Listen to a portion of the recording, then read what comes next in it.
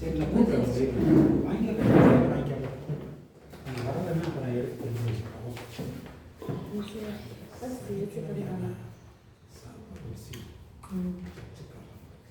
So சாத்தானுடைய விழுகையை பார்த்தோம்.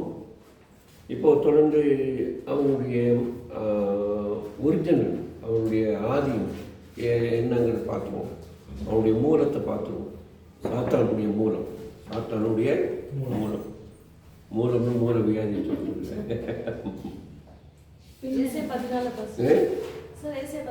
ஏசாயா 14 எசேக்கியேல் 28 இதில் பார்ப்போம். இப்போ விஷயம் 28 பார்ப்போம். எசேக்கியேல் 28 12ஆம் வசனத்தில் அவனை பற்றி என்ன சொல்லுதுன்னா, அவன் எப்படி இருந்தான்னா ரொம்ப அறிவுள்ளவனாக இருந்தான்னு சொல்லி, ரொம்ப அறிவுள்ளவனாக இருந்தான், ஞானம் உள்ளவனாக இருந்தான்.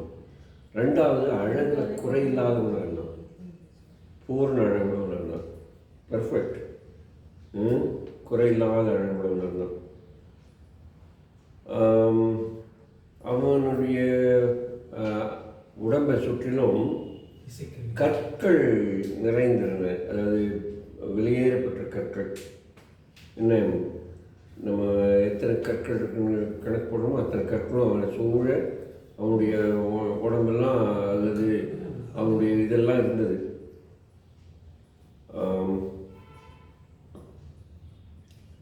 இவன் அபிஷேகம் பண்ணப்பட்ட கேரு அப்படின்னு இவனை பற்றி சொல்லப்பட்டிருக்கு சிறப்பாக 14வது வசனத்தில்.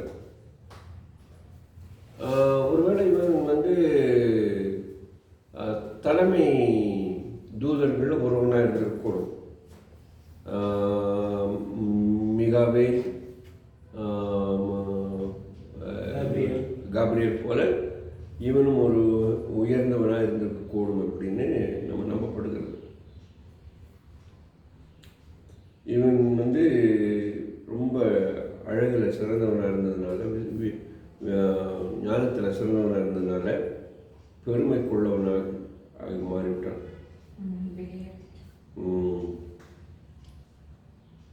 பாவம் வர்ற வரைக்கும் அவனிடத்தில் குறை எதுவுமே காணப்படலை. அதான் வேதம் சொல்லுது. பாவம் செய்கிற வரைக்கும் அவனிடத்தில் குறை எதுவுமே கண்டுபிடிக்க முடியல. ஏன்னா முழுமையுமாக இருந்தான், அறிவில்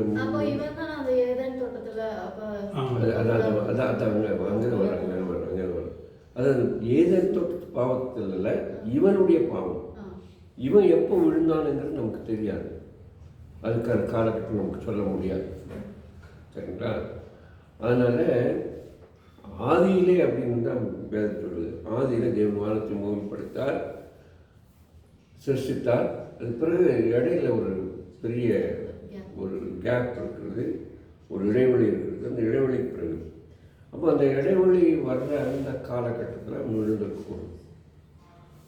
இடைவெளி விழுந்த அந்த காலகட்டத்தில் ஒருவேளை ஆண்டவர் மனிதனை படைக்கிறதுக்கு முன்னாலே தேவதூதர்களை தான் படைச்சிருந்து அவர்களுடைய இதெல்லாம் திருப்தி இருந்திருப்பாருன்னு நினைக்கிறேன். அவன் விழுந்த பிறகுதான் மனிதர்களை உருவாக்க வேண்டும் என்ற எண்ணம் உருவாகி இருக்கலாமோ அப்படின்னு நான் நினைக்கிறேன். இந்த இந்த இந்த இந்த காலகட்டத்தில் இருக்கிற எல்லா மிருகங்கள், பறவைகள் இதெல்லாம் உண்டாக்குனாரோ அப்படின்னு என்ன வசனப்பா?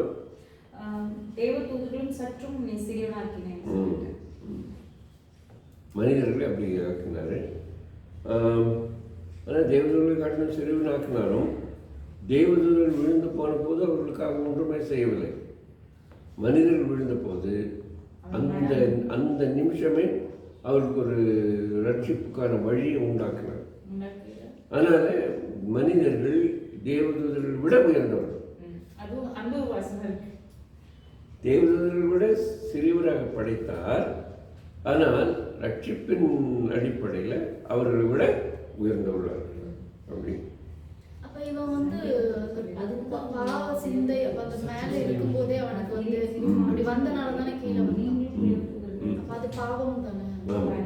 அந்த எண்ணம் நான் தேவன் என்கிற எண்ணம் வந்த போது அது யாருக்கெல்லாம் வருதோ அது அவங்க விழுந்து போகிறதுக்கு காரணமாகிடும். என்னை விட வேறு யாரும் இல்லை, நான் தான் சிறந்தவன், எனக்கு தான் எல்லாமே தெரியும் அப்படிங்கிற எண்ணம் யாருக்கெல்லாம் வருமோ அவங்க ஆட்டோமேட்டிக்காக பாவத்தில் இது பண்ணுவாங்கங்கிறது அதனுடைய பொருள். ஸோ 15வது வசனத்தில் அவன் பூர்ணமாய் படைக்கப்பட்டிருந்தாலும் பாவம் அவனுக்குள்ள நுழையிற வரைக்கும் அவனிடத்தில் குறை காணப்படாமல் இருந்தாலும் அவனுக்குள்ள பாவம் வந்த போது 16வது வசனம் எசேக்கியேல் 28:16 என்ன வாசிக்கிறோம்?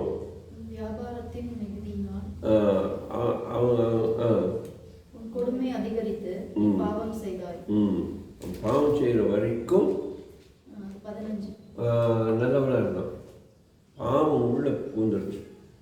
சிருஷ்டிக்கப்பட்ட நாள் துவக்கி உன்னில் அநியாயம் கண்டுபிடிக்கப்பட்டது மட்டும் உன் வழிகளில் குறையற்று இருந்தாய். ஆமாம். இப்போ அங்கிருந்து தேவனுடைய பிரசனத்திலிருந்து 16-18 வசனங்களில் தள்ளப்படுறான். நாம் என்னைக்கு தேவனுக்கு விரோதமாக கலகம் பண்ண ஆரம்பித்தானோ அன்றைக்கே கடவுள் அவனை தேவனுடைய பிரசனத்திலிருந்து தள்ளுகிறார் அல்லது அனுப்புகிறார், வெளியே அனுப்புகிறார். அப்போ அவன் விழும்போது அவன் தன்னோட கூட ஒரு கூட்டத்தை கூட்டிக் கொண்டு வருகிறான். 3 ஒரு பங்கு. இப்போ 3 ஒரு பங்கும்போது தேவதூதர்கள் 1000-1000 10,000 இருக்கும்போது 3 ஒரு பங்குன்னு அவனுக்கும் அவ்வளோ கூட்டங்கள் இருந்திருக்கும். இப்போது ஏசாயத்திற்கு 16வது அதிகாரத்துக்கு போகும்போது அவனுக்கு பேர் ஆங்கிலத்தில் லூசிஃபர்னு கொடுத்துட்டு, நம்முடைய பைபிளில் அதிகாலை விடிவெள்ளியின் மகன். அதிகாலை விடிவெள்ளியின் மகன். அது அதிகாலை விடிவெள்ளிங்கிறது அது வெளிச்சம்ங்கிறது தான் அதனுடைய பொருள். அது விடிவெள்ளிங்கிற இது ஒரிஜினல் இல்லை. ஒரிஜினலில் வெளிச்சத்தின் மகனுங்கிறதா இருக்குது. அதான் பார்க்கணும். இப்போ இவன் கடவுளாக விரும்புகிறான். 13-14 வருஷம் யார வாசிங்களேன். மேலாக சிங்காசனத்தை உயர்த்துவேன். வடபுறங்களில் உள்ள ஆராதனை கூடத்திலே வீற்றிருப்பேன் என்றும், நான் மேகங்களுக்கு மேலாக உன்னதங்களிலே ஏறுவேன், உன்னதமானவருக்கு ஒப்பாவேன் என்று நீ உறுதியத்தில் சொன்னாயோ. அவன் இருதயத்தில் என்ன வந்தது? இணையம். இன்னைக்கு அதான பிசாசுடைய வேலை. ஆண்டவருக்கு இணையாக தானே இருக்கிறேன் நிறைய காரியத்தில். அது சர்வவல்லவருக்கு இணையாக முடியாது. ஆனால் அவன் வல்லவன். அவன் சர்வ வல்லவன் இல்லை, அவன் வல்லவன். அவன் வல்லவனானதுனால இன்னைக்கு அநேகரை குருட்டாட்டமாக்கி கடவுளுக்கு என்னென்ன மகிமை போகணுமோ அதெல்லாம் தான் எடுத்துக்கிறோம். இப்போது கிறிஸ்துவத்தில் நம்ம பார்க்கும்போது கிறிஸ்துவத்திலே பார்க்கும்போது தன்னுடைய இதை ஆண்டவர் கொடுக்க வேண்டிய மகிமையை அவன் எடுத்துக்கிறான். எப்படி?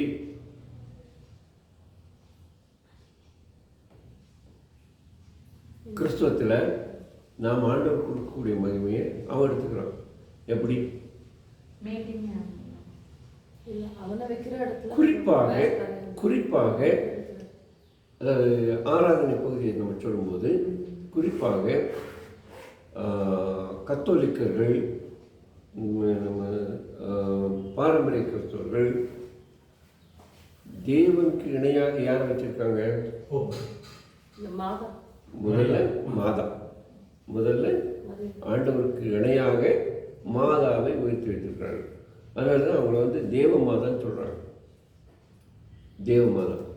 தேவனுக்கு ஒரு அம்மா இருக்க முடியுமா? வேதத்தில் இல்லை.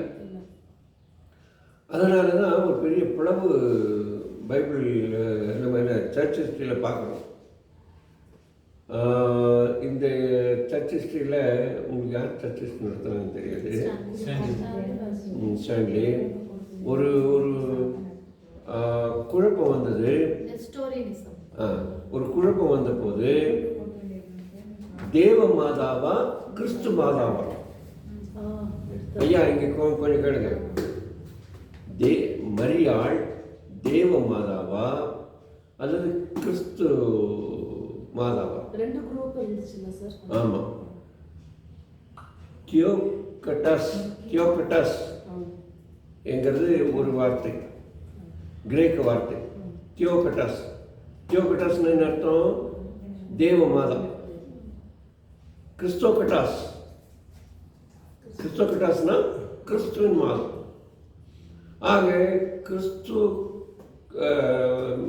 பிதா குமார் பரிசுத்த ஆவியானவருக்கு இணையாக மரியாள் உயர்த்தப்படுகிற போது அது யாருடைய தந்திரத்தினால வருதுன்னா சாத்தானுடைய தந்திரத்தினால.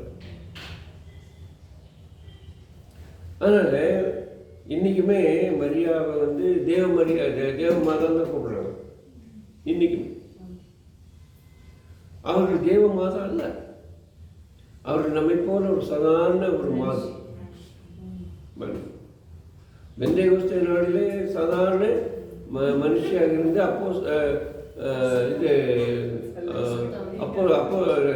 பரிசுத்தாவினாலே நிரப்பப்பட்டார்கள். ஆமாம். ஆக கிறிஸ்துவுக்கு இணையாக தேவனுக்கு இணையாக அந்த அம்மாவை உயர்த்தி வைத்தார்கள். நம்மை உயர்த்தி வைத்தார்கள். இது நாம் செய்கிறதான பெரும் தவறு. இது ஒரு பக்கம். இன்னைக்கு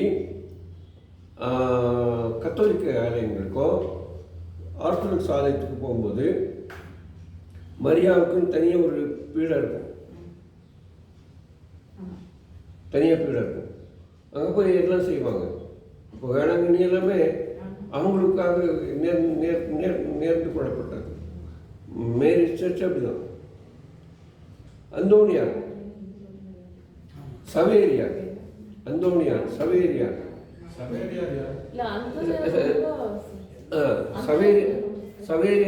இவரு சேவியர்.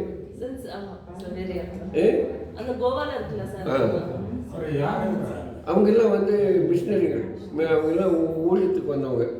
ஒரு பாட்டு இருக்குல்ல, சவேரியா உலகமெல்லாம் மாதம். இப்போ இங்கே நீலகிரியில் ஒருத்தர் கேத்தலிக்கில் ஒருத்தர் ஒரு பாதிரியார் ஒருத்தர் இருந்தார். அவரை இப்போது அந்த புனித பட்டம் கொடுக்கறதுக்கு ரெடி பண்ணிகிட்டு இருக்காங்க. அன்னை தெரேசா புனித பட்டம் பெற்றாங்க. அப்புறம் இங்கே தேவசகாயம்னு ஒருத்தருக்கு புனித பட்டம் கொடுத்தாங்க.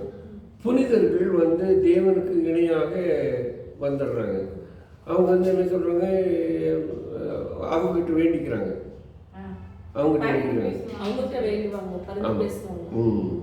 அப்போ எங்களுக்காக பரிந்து பேசுவோம் அப்படின்னு. நமக்காக பரிந்து பேசுகிறது கிறிஸ்து மாத்திரம் தானே. ஆக அவர்கள் தேவனுடைய ஸ்தானத்தை எடுத்துக்கொள்கிறார்கள், பிசாசை எடுத்துக்கொள்கிற மாதிரி. இது கிறிஸ்துவத்தில். அதே போல் இந்து சமயத்தில் நமக்கு தெரியும். இந்து சமயத்தில் எல்லா கடவுள்களும் கடவுளுக்கு இணையானவர்களாக, சர்வர்களுக்கு இணையானவர்களாக உயர்த்தப்படுறாங்க.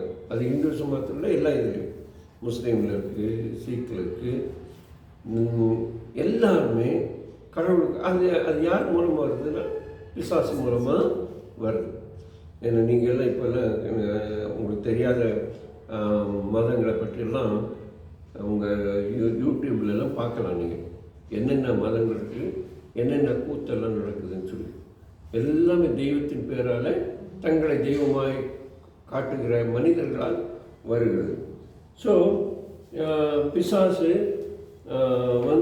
தன்னை தேவனாக உயர்த்துகிறதை பார்க்கிறோம். அவன் வந்து அநேகரை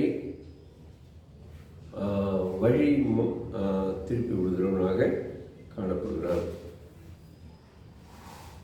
எபேசியர் 2:2 படிக்கிறோம், இவனை தேவன் வானத்திலிருந்து தள்ளி விடுகிறார். அவனுடைய ஆதி இடமாகிய வானத்திலிருந்து தள்ளி விடுகிறார் என்று. ஆமாம். அதே போல அவன் அங்கிருந்து அவருடைய தேவனுடைய பிள்ளைகள் மேல் எப்போதும் இரவும் பகலும் குற்றம் சாட்டி கொண்டே இருக்கிறான். இப்போ யோபின் மீது குற்றம் சாட்டினானா? யோபின் மீது குற்றம் சாட்டினானா? என்ன, யாருக்கு, யார் முன்னால 2 வசனங்கள் வருது. முதல்ல நீங்கள் அவன் சும்மா உங்களை நம்புறான், உங்களை நம்புறதுக்கு என்ன காரணம் இல்லையா அப்படின்னு சொல்கிறான். ஆசீர்வாதம் கொடுத்தனா உங்களை போட்டுறான் அப்படின்னு சொல்கிறாரு. அதான் இன்னொரு வசனம் சகரியா புஸ்தகத்தில் அது இருக்குது. சகரியா புஸ்தகம் 3வது அதிகாரம் 1வது வசனம் ரொம்ப முக்கியமான வசனம். அது படிச்சிங்கன்னா, அவன் இரவும் பகலும் சகோதரமே குற்றம் சொல்லலான். சகரியா எடுத்தீங்களா? 3:1. அவர் பிரதான ஆசாரியனாகிய யோசுவாவை எனக்கு காண்பித்தார். அவன் கர்த்தருடைய தூதனுக்கு முன்பாக நின்றான். சாத்தான் அவனுக்கு விரோதம் செய்ய அவன் வலது பக்கத்திலே நின்றான். அப்பொழுது கர்த்தர் சாத்தானை நோக்கி, கர்த்தர் உன்னை கடிந்து கொள்வாராக. சாத்தானே, ஜெருசலேமை தெரிந்து கொண்ட கர்த்தர் உன்னை கடிந்து கொள்வாராக. இவன் அக்கினியில் நின்று தப்புவிக்கப்பட்ட கொல்லி அல்லவா என்றார். ஆக பாபிலோனிலிருந்து வந்தபோது அவன் அந்த பாபிலோன் சிறையிருப்புள்ள அக்னியில் இருந்து வந்திருக்கான், கொள்ளியை போல. என்ன, நம்ம அணைஞ்சு போன கொள்ளி எப்படி இருக்கும் அப்படியே கறி பிடிச்சி அப்படி வந்திருக்கான். அவன் மேலே குற்றம் சாட்டுறான். அப்போது ஆண்டவர் வந்து அவனுக்காக அவனை மறைத்து யுத்தம் பண்ணுகிறார். இதுதான் இன்றைக்கு நமக்கும் உள்ளது. சரி, இப்போ இயேசுவானவர் பிசாசை நம்பினார். இயேசுவானவர் பிசாஸ் இருக்கிறது என்று நம்பினார். அவருடைய வாழ்க்கையில் ஆரம்பம் முதல் பிசாசு இயேசுவை பூலோகத்திற்கு அனுப்பக்கூடாதுங்கிறதுல உறுதியாக இருந்தார். ரொம்ப உறுதியாக இருந்தார். குறிப்பாக சொல்லணும்னா, அவர் பிறந்த அந்த காலகட்டத்தில் எப்படியாவது அவர் கொலை செய்ய வேண்டும், எப்படியாவது கொலை செய்ய வேண்டும். அது உறுதியாக இருந்தார். அதை தோற்று போயிடுறோம். அப்புறம் அவருடைய வாழ்க்கையில் பல சந்தர்ப்பங்களில், குறிப்பாக அந்த 40 நாள் அந்த உபவாச காலங்களில் ரொம்ப தீர்க்கமாக இருந்தான். சரி, இப்போது பிசாசுடைய சத்தத்துக்கு இயேசுவானவர் செவி கொடுத்துருப்பார். ஆனால் அவரை நம்ம வந்து தேவனுங்கிறத மறந்துடுவோம். இந்த சந்தர்ப்பத்தில் அவர் மனிதன் என்று எடுத்துக்கொள்ள வேண்டியது. ஏன்னா அவர் பூர்ண மனிதனாக இந்த பூமியில் இருந்தார். பூர்ண மனிதன். பூர்ண மனிதன் என்ன? நமக்கு இருக்கிற மாதிரி களைப்பு இருக்குது, நமக்கு இருக்கிற மாதிரி தாகம் இருக்குது, நமக்கு இருக்கிற மாதிரி துக்கம் இருக்குது, நமக்கு இருக்கிற மாதிரி எல்லாமே இருந்தது. கால் வலி இருந்தது, தலைவலி இருந்தது, எல்லாமே இருந்தது. அதனால் அவர் மனிதன். ஆனால் அவர்கிட்ட அந்த தெய்வீக தன்மையும் இருந்தது பூமியில் இருக்கும்போது. இப்போ மனிதீக தன்மை அவர்கிட்ட இருந்ததுனால அந்த மனிதீக தன்மையை கொண்டு அவரை விழ வைக்க வேண்டும் என்பதுதான் பிசாசுடைய நோக்கமாக இருந்தது. அதனால தான் அவர் என்ன செய்யலாம், இந்த உயரமான மலைகளுக்கும் அந்த கோபுரத்துக்கும் கொண்டு போய் இங்கிருந்து குதி, இங்கிருந்து குதி, என்ன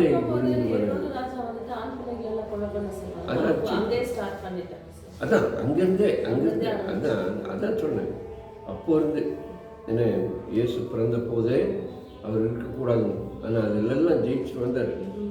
அதுக்கு பிறகு எத்தனையோ இடங்களில் அவருக்கு நிறைய காரியங்கள் அவருக்கு இயேசு அழிக்கணும்னு சொல்லி வந்திருக்கு. இதில் வேதத்தில் குறிப்பிடப்படலை, ஆனால் நம்ம எடுத்துக்கிறோம். ஆனால் சோதனை காலத்தில் அவர் மனுஷனாக இருந்ததுனால, நமக்கு இருக்க மாதிரி எல்லா உணர்வும் இருந்ததுனால அவரை விழ வைக்க வேண்டும் என்று முயற்சி பண்ணோம். அதை தோற்று போயிடுறோம். ஆண்டவர்கள் வசனத்தினால அவர் அடிச்சிடுறார். வசனத்தினால தான் அடிக்க முடியும். சாத்தானை அழிக்க வேண்டுமானால் குச்சி கொண்டு அடிக்க முடியாது. என்ன நிறைய பேர் இந்த பெய்யாடுறாங்கள, அங்கே ஊழியக்காரங்க குச்சி வச்சு அடிப்பாங்க. ஆமாம், ஏன்னா போப்பிசாசன் சொல்லி குச்சி வச்சு அடிப்பாங்க. சரி, சிலர் பைபிளையே தட்டுவாங்க. பைபிள்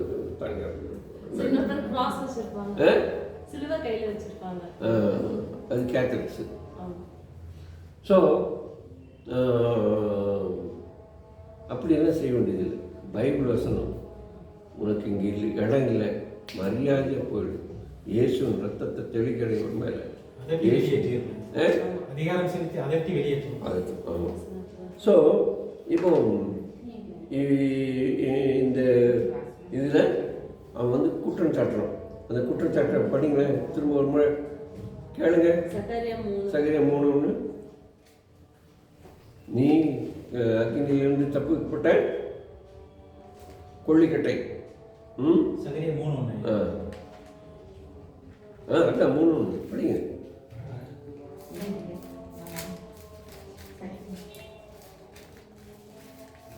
அவர் பிரதான ஆசாரியனாகிய யோசுவாவை எனக்கு காண்பித்தார். அவன் கர்த்தருடைய தூதனுக்கு முன்பாக நின்றான். சாத்தான் அவனுக்கு விரோதம் செய்ய அவன் வலது பக்கத்திலே நின்றான். அப்பொழுது கர்த்தர் பாருங்க. இப்போ ஆசாரியர் யோசுவா நிற்கிறாரு, தேவதூதன் நிற்கிறாரு, வலது பக்கத்தில் தேவதூதன் நிற்கிறாரு, இடது பக்கத்தில் சாத்தான் நிற்கிறாரு. இதனிருந்து நான் என்ன சொல்ல விரும்புகிறேன், உங்களுக்கும் எனக்கும் வலது பக்கத்தில் எப்பவுமே தேவதூதன் நிற்பாங்க, இடது பக்கத்தில் சாத்தான் நிற்பாங்க.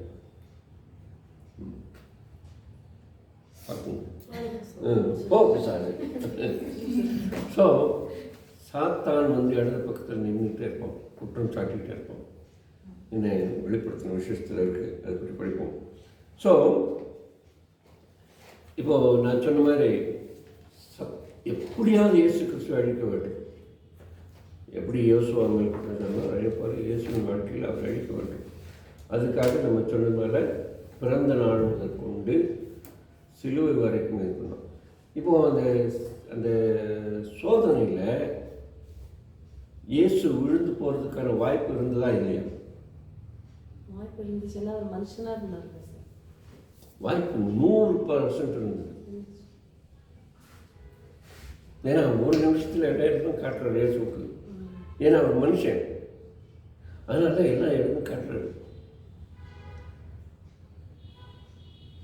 காட்டுட்டு இதுக்கெல்லாம் அதிகாரம் கொடுக்குறேன், என்னை விழுந்து வணங்குறேன், கீழே குதிங்கிறான். சரி, விழுகிறது ஒரு பக்கம் இருக்கும், கீழே ஆண்டவர் அங்கே ஒரு என்ன சொல்கிறது, ஒரு இப்போ முந்தினத்து யாராவது இந்த இது பார்த்தீங்கன்னா தெரியல, ஒருத்தன் ஒரு பூசாரி தனக்கு பறக்கிற சக்தி இருக்குன்னு நம்பி பூசை பண்ணி பூசையில் அந்த இது ஆடுறாங்களே, ஆடி ஒரு மலையிலிருந்து அப்படியே பறக்கிறேன்னு சொல்லி பறக்கிறான். பறக்கிறதுக்கு முன்னாலேயே விழுந்து இந்த மலையிலேருந்து விழுந்துடுறான். இதில் வந்துச்சு. நான் உங்களை பார்க்காதவங்க அனுப்புகிற வேண்டாம். அப்புறம் எந்த மாநிலம்? இங்கே நம்ம தமிழ்நாட்டில் சார், தமிழ்நாட்டில் இந்த கோயில் பூசாரி ஒருத்தர் பறக்கிற சக்தி எனக்கு வந்துச்சுன்னு சொல்லி அவன் பறக்கிறதுக்கு மலை மேலே பூசை செஞ்சு அப்படி பறக்க அப்படியே அநியாயமாக விழுந்து போகிறோம். ஒருவேளை இயேசுவுக்கு சோதனை தான் தேவனுடைய குமாரனுங்கிற எண்ணம் அவர்கிட்ட விலகி ஒருவேளை மாம்சம் அவரை மேற்கொண்டு இருக்குமானால் பிசாசுடைய வார்த்தையை கேட்டு கீழே விழுந்தா அவர் கை கால் அடிபட்டுரும்.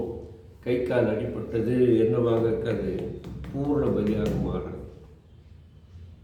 பூரண பலியாக மாறாது. ஏன்னா பலி செலுத்துகிற அந்த ஆடு எப்படி இருக்கணும்? ஊனம் இல்லாமல். அதனால தான் சிலுவையில் தொங்கும்போது கூட அவருடைய முழங்கால வந்து என்ன பண்ண முடியல, என்ன பண்ணாங்க, முறிக்க முடியல. மற்றவங்களை முறிச்சாங்களே, முறிக்கல. ஏன்னா அவர் இறந்துட்டாங்க. காரணம் தான். ரைட். இப்போ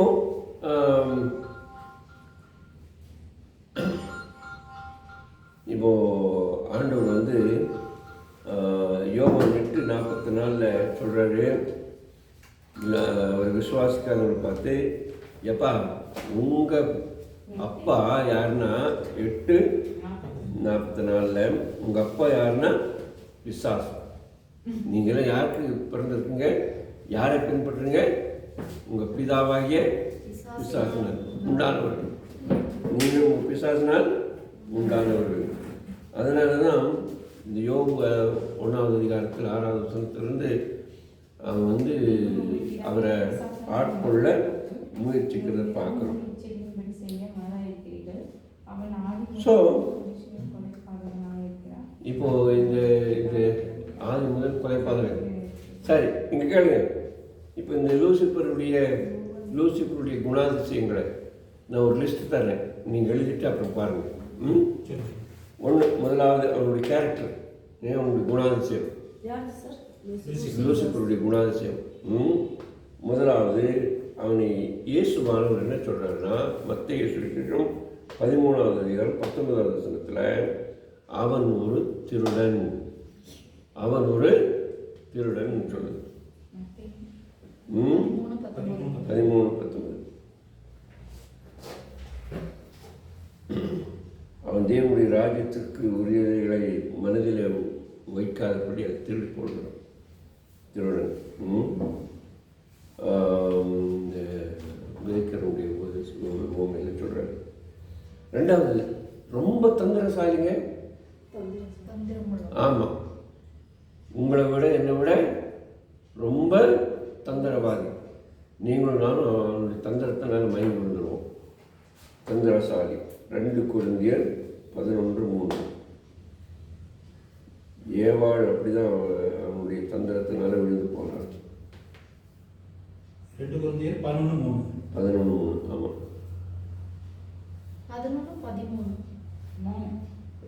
2 கொரிந்தியர் 11:3.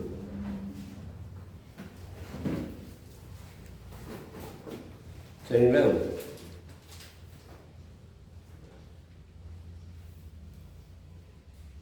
அப்புறம் கொலைபாதகன், அவன் கொலைகாரன். ரோமர் 8:44 கொஞ்ச நேரத்துக்கு முன்னால் படித்தோம். அவன் கொல்லவும் திருடவும் கொல்லவும் வருகிறான் என்று வேறொன்றுக்கும் வரான். ஆதி முதற்கொண்டு கொலைபாதகனாக இருக்கிறான். அப்புறம் அவன் பொய்யன். இது ரோமர் 8:44. திருடன், தந்திரமுள்ளவன், கொலைகாரன், பொய்யன். அப்புறம் ஏமாற்றுக்காரன், சிறந்த ஏமாற்றுக்காரன். ஏவாளை, நம்முடைய மூத்த அம்மா, நம்ம பாட்டி ஏவாளையே ஏமாத்தினா உங்களையும் என்னையும் ஏமாத்துறதுக்கு ஏமாத்துறேன். நம்ம பாட்டி ஏமாந்துட்டாங்களே அநியாயமா. வெளிப்படுத்தல் 12:9 பண்ணுங்க. முழு உலகத்தை ஏமாத்துறவன் பாருங்க. வஞ்சிக்கிறான்.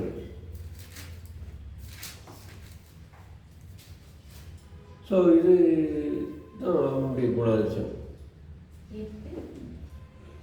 எதுமா 12:9. இப்போ உலகம் அனைத்தையும் மோசம்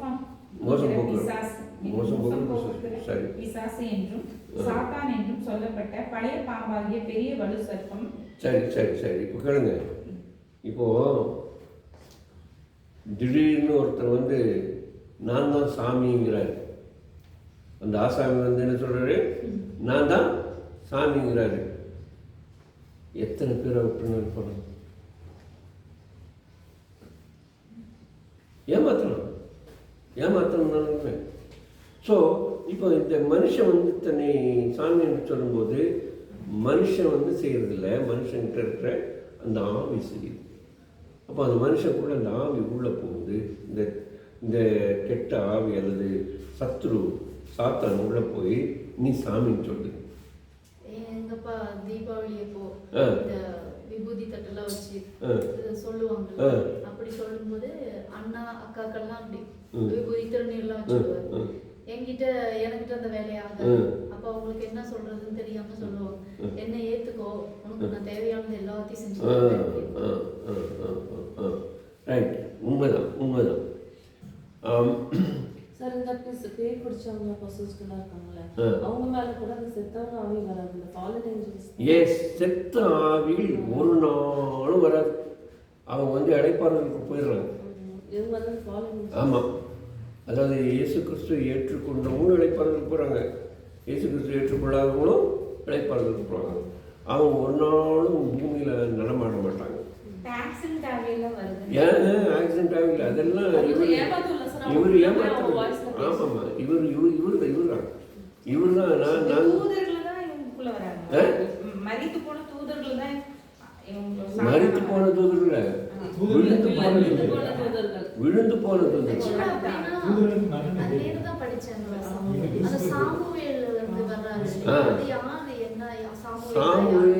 சாமுவேலுடைய ஆவி எழுப்புறாங்க. எழுப்புனா அவர் வந்து உடனே போயிடுறாரு. பூமியில் இல்லை. சவுல் பேசுறது சாமுவேலுக்கு பேசல. அவர் வந்து பேசுறாரு, அவர் பார்த்த உடனே மயங்கி விழுந்துடுறாரு.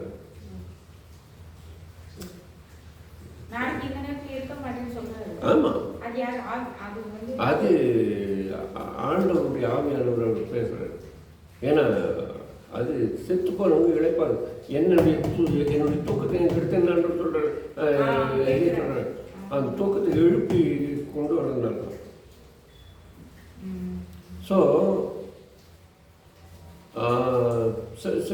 நிறைய இதுங்க. நான் எஸ்எஸ்எல்சி முடிச்சுட்டு ஊரில் இருந்த காலத்தில் இயேசு கிறிஸ்து நம்புகிறேன். அந்த காலத்தில் என்னுடைய நண்பர் ஒருத்தர் கேளுங்க, அவர் வந்து ஒரு முஸ்லீம். நாங்கள் ஒரு 10 மணி நேரத்துக்கு எங்கள் ஊரில் இந்த உள்ள இந்த இதில் அந்த என்ன சொல்கிறது ஸ்கொயரில் நாங்கள் உட்காந்து வர்றவங்க போகிறவங்ககிட்ட எல்லாம் கதை பேசிகிட்டு இருக்கிற அந்த காலகட்டங்கள். அப்போ இந்த முஸ்லீம் நண்பர் வந்தார். அப்படியே உட்காந்து பேசிட்டு இருக்கும்போது அவர் எனக்கு என்ன சொன்னார்னா, அவர் சத்துரு வந்தார். தேவா, சொல்லு பாபு, நீ ஒரு வேலை செய்ய. இது இந்த எங்கள் அதில் கோயில் இருக்கு எங்கள் ஊர். அது கீழே ஒரு இடத்துல இருந்த ஒரு சிலையை எடுத்துகிட்டு வர்றேன். நான் ஒழிச்சு வச்சுட்டு கொஞ்ச நாள் கழிச்சு எடுத்துகிட்டு வர்றேன். அங்கே கோயில் கட்டிடுவாங்க. நீ பூசாரி ஆயிடு, நிறைய சம்பாதிக்கலாம்.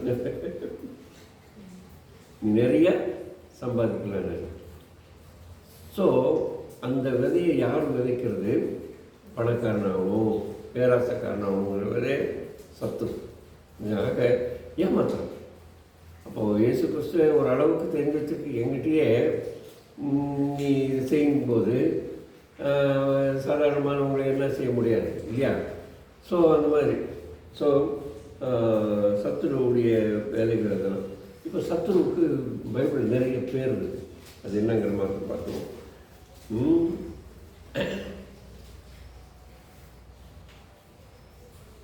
நம்ம 2 கொரிந்தியரில் படித்த 11வது அதிகாரத்தில் அவன் வந்து வெளிச்சத்தின் மகன். அவன் இன்றைக்கு விசுவாசிகளுக்கு வெளிச்சத்தின் மகனாக தோற்றமளிப்பான். வெளிச்சத்தின் மகனாக தோற்றமளிப்பான். அதனால தான் ஆண்டவர் பவுல் மூலமாக நம்மளை திருக்கிறாரு, நீங்கள் ஜாக்கிரதையான ஒளியின் வேஷத்தை தரித்து வருவான், ஒளியின் வேஷத்தடுத்து வருவான்னு சொல்லி. அதனால் ரொம்ப ஜாக்கிரதையாக இருக்கும். ஏன்னா அவனே ஒளியில் தான் இருக்கான். அவன் பேர் லூசிபர் இல்லை. லூசிபருங்கிறதுக்கு விளக்கம் சொல்லிக்கிறேன். ரெண்டாவது, அவன் வேதம் சொல்லும்போது கெர்ஜிக்கிற சிங்கம் சொல்லுது. கெர்ஜிக்கிற சிங்கம் 1 பேதுரு 5வது அதிகாரம் 8வது வசனம். யாரை முழுங்கலாம், டிவோரிங். ஏன் அவன் முழுங்கலாம்ங்கிறதுக்கான விளக்கம் சொல்லியிருக்கேன். அடுத்து எபேசியர் புஸ்தகத்தில் 2வது வசனத்தில் அவன் இந்த முழு உலகத்துக்கும் அல்லது இந்த ஆகாய மண்டலத்துக்கு அதிபதி. ஆகாய மண்டலத்தை ஆளுமை செய்கிறவன் அவன் தான். ஆகாய மண்டலத்தின் அதிபதி.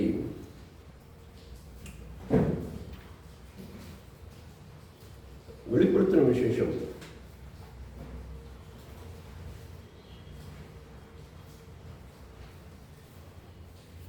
12வது அதிகாரம் 9வது வசனத்தில் அவன் பெரிய பாம்பு பாம்பாகிய வலு சர்ப்பம். நான் இதை யோசிக்கும்போது இந்த ஹிந்து சுவாமி ஒன்று இந்த பாம்பு மேலே படுத்திருக்குமே, விஷ்ணு அதை நான் யோசிக்கிறேன். ஸோ விஷ்ணுவுடைய இவனுடைய அவதாரமாக தான் விஷ்ணுவை கொண்டு வந்திருக்காங்க. சத்ரு ஆத்தான். ஸோ அந்த பாம்பு மேலே படுத்திருக்கான். அது 5 தலை இருக்கும். அதில் 5 தலையெல்லாம் பாம்புக்கு இருக்குமான்னு தெரியாது. ஆனால் அது புராண கதைகள். ஆனால் அது இந்த சத்ருவை அவங்க மெச்சுறாங்க, சத்ருவை புகழ்கிறாங்க. அதுக்காக அந்த விக்கிரகத்தை உண்டாக்கி வச்சுருக்காங்க. சிவன் கழுத்தில் இருக்கிற பாம்பும் அதே கணக்காக. பாம்பு எங்கெல்லாம் கொண்டாடப்படுறாங்களோ அது சத்ருவுக்கு தலையை நசிக்காது. சரி, இப்போ இன்னொரு கருத்து சொல்கிறேன்.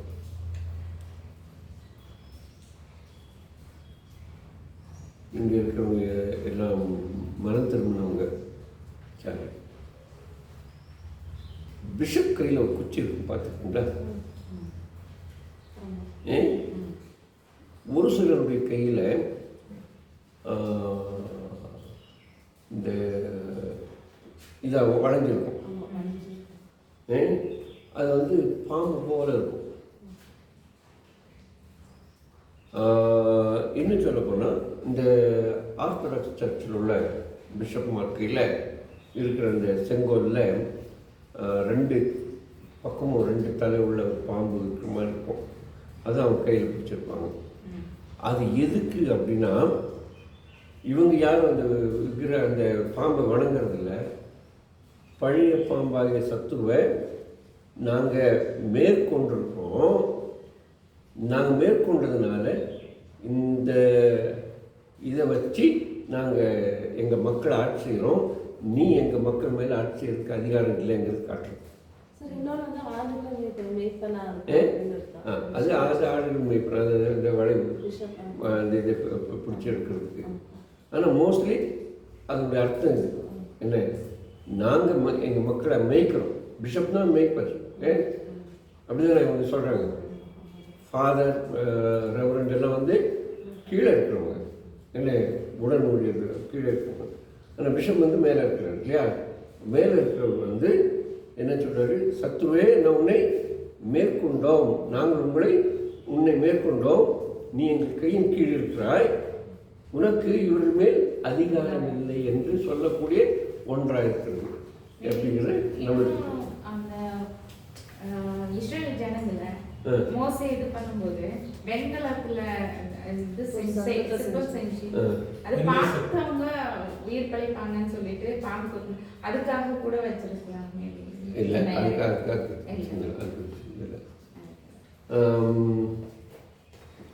அப்புறம் இன்னொன்று என்ன சொல்ல வந்தேன்னா, அந்த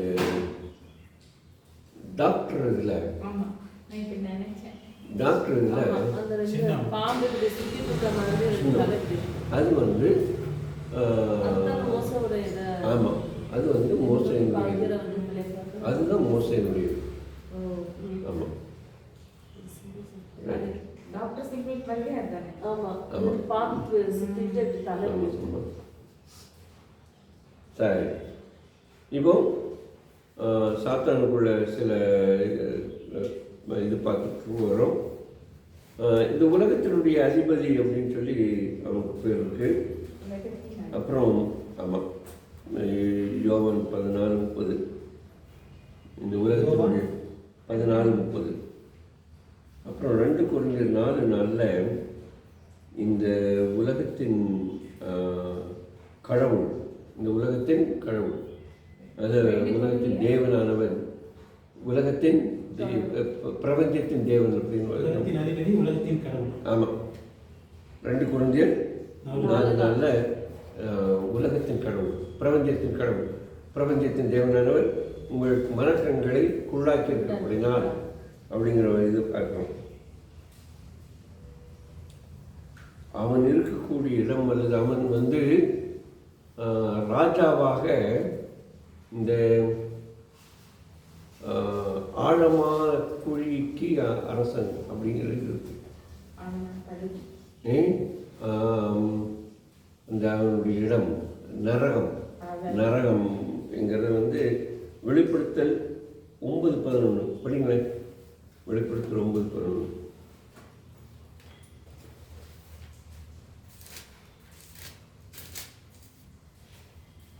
அவைகளுக்கு ஒரு ராஜன் உண்டு, அவன் பாதாளத்தின் தூதன். எபிரேய பாஷையிலே அபத்தோன் என்றும், அபத்தோன். அதுக்கு கிரேக்க என்ன பாஷையில் அர்த்தம்? அப்போலியோன் என்றும் அவனுக்கு பெயர். அதுக்கு என்ன அர்த்தம்னா பாட்டம்லெஸ் பிட். பாட்டம்லெஸ் பிட், அதாவது இந்த இப்போ இந்த கிளாஸ் இருக்கு, இந்த கிளாஸுக்கு இவ்வளோ தான் பிடிக்கும். இது என்ன இருக்கு? கீழே தடுப்பு இருக்கு. ஆனால் இந்த சத்துருடைய இதில் இது தடுப்பு இல்லை. அப்போது நரகம் எங்கே இருக்குது அப்படின்னு கேட்டிங்கன்னா, சிலர் என்ன சொல்கிறாங்க, சிலர் என்ன சொல்கிறாங்க, பூமிக்கு அடியில் இருக்குன்னு சொல்லுவாங்க. ஆனால் என்னுடைய கருத்துப்படி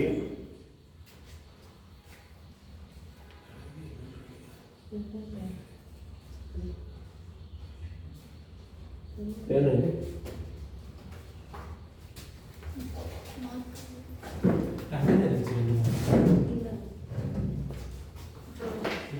ஸ்க்ரீனுக்கு அங்கதான் வச்சிருக்காங்க.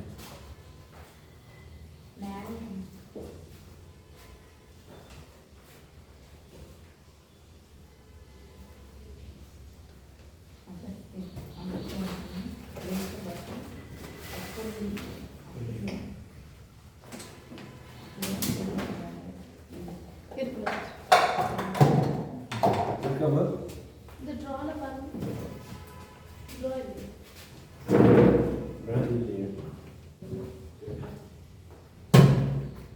ஓடுக்கு பின்னால துணியை எடுத்துட்டு அங்கதான் பார்த்தேன். இங்கே இருக்குப்பா.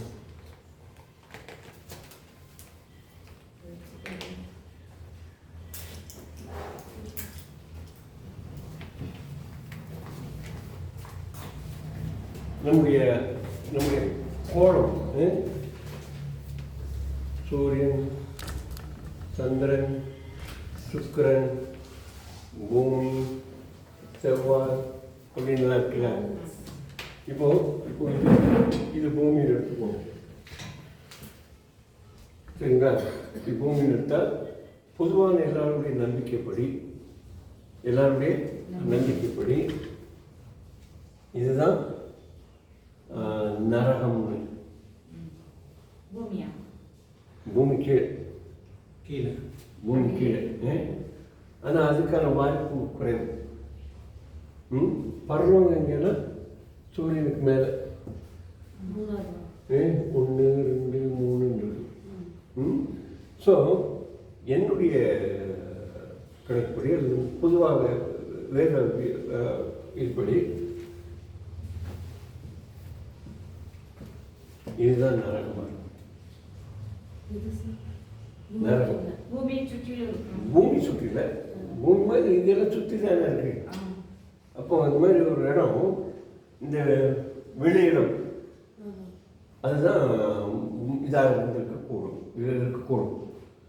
சார் அப்போ பாட்டம்லெஸ் பிட்டுன்றது எப்படி அப்போ சார்? இதான் இப்போ இங்கே உங்களுக்கு எங்கேயும் இது இல்லையே. ஓ அது அப்படியே ஓகே ஓகே. இப்போ இது வந்து பூமியின் போது பூமிக்கு ஒரு இது இருக்குல்ல, ஆமாம் தண்ணி இருக்கு இல்லை. பூமியின் போது இருக்கும். ஒருவேளை சுக்கிரனாலும் அது இருக்கும், இந்த வட்டத்துக்குள்ள இருக்கும். செவ்வாய் இருக்குல்ல, செவ்வாய் தடுப்பு இருக்கும். ஸோ இது இது வந்து அப்படியே அந்த இடத்துல இப்போ பூமி எல்லாம் அந்த இடத்துல தான் தோணுது. எல்லாமே அந்த இடத்துல தான் தோணுது. ஸோ ஒருவேளை இந்த இது இருக்குமானா இது மாதிரி தான் இருக்கக்கூடும் அப்படிங்கிறது என்னுடைய ஒரு கருத்து. சார் இப்போ ஒரு இடத்துல ஏதோ சத்தம் கேட்டுட்டு இருந்துச்சு. அதெல்லாம் கற்பனையாக இருக்கலாம். ஏன் அது வந்து இப்போவுமே இன்னைக்கு கூட நான் பார்த்தேன், இந்தியாவில் அர்ஜுனான்னு சொல்லி ஒரு பெரிய இயந்திரம் கண்டுபிடிச்சிருக்காங்க.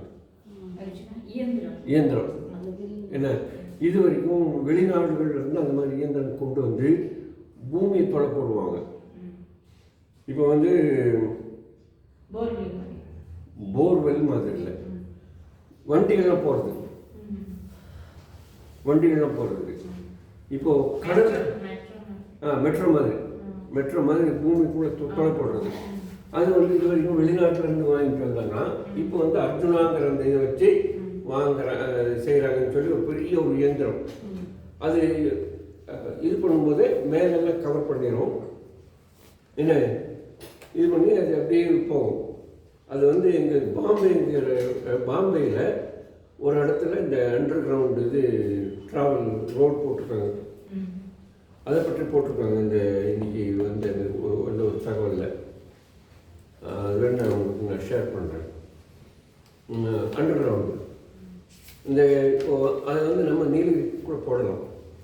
ஏன்னா நீலகிரியில் எரிமல் நிறைய இருக்குது. அதனால இந்த ரோட்டில் போகும்போது இதெல்லாம் அடிப்படுதுங்கிறாங்களே அனிமல்ஸு. அதனால தான் நீங்கள் இப்போ 12 மணிக்கு மேலே 10 மணிக்கு மேலே போட்டுறாங்க. அது இல்லாமல் இருக்கணும்னா இது மாதிரி பண்ணலாம் அப்படின்னு ஒரு இது. சரி, பாம்பேயில் அப்படி தான் பண்ணியிருக்காங்க.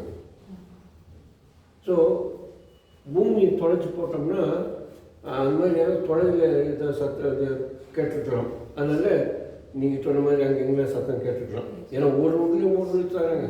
யாரும் சொல்லி செய்கிறதில்ல, யாருக்கும் சொல்லி செய்கிறதில்ல.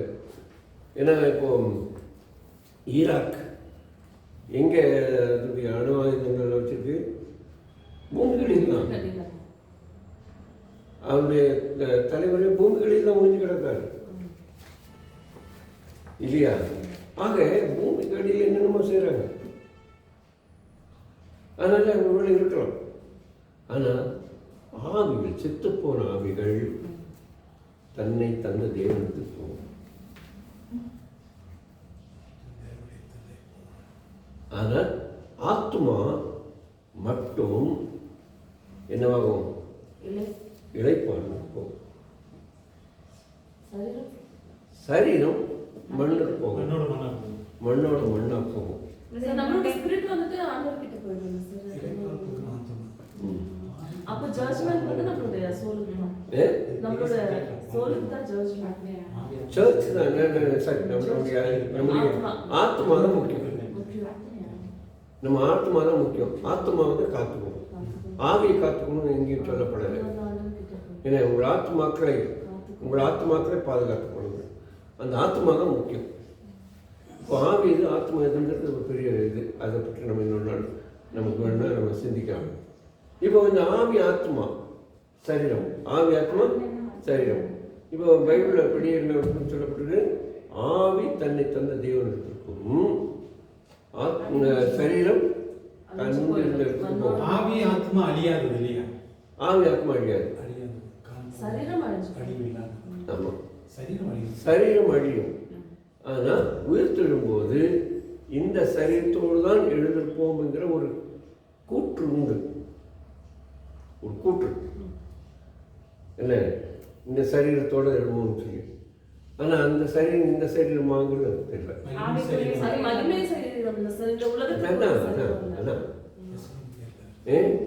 மகிமையின் சரீரம், மகிமையின் சரீரம் எப்படி இருக்கும் சொல்ல முடியாது. ஸோ இது ஒரு பெரிய சப்ஜெக்ட். என்ன பாட்டம்லெஸ் பிட்டு. அப்போ பாட்டம்லெஸ் பிட்டு வந்து என்னுடைய புரிதல் படி இதுவாக இருக்கு.